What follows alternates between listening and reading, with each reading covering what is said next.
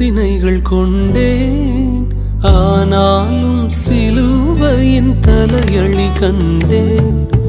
அசடம் என்றே அசட்டை கண்டேன், அசராவும் அசரங்கள் தாங்க கண்டேன்.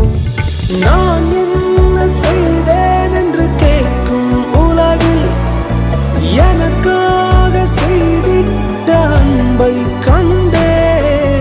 தனியா ஒரு தகப்பனின் தப்பம் கண்டே. ஏனோ ஏனோ ஏன் இங்க முழுவல்,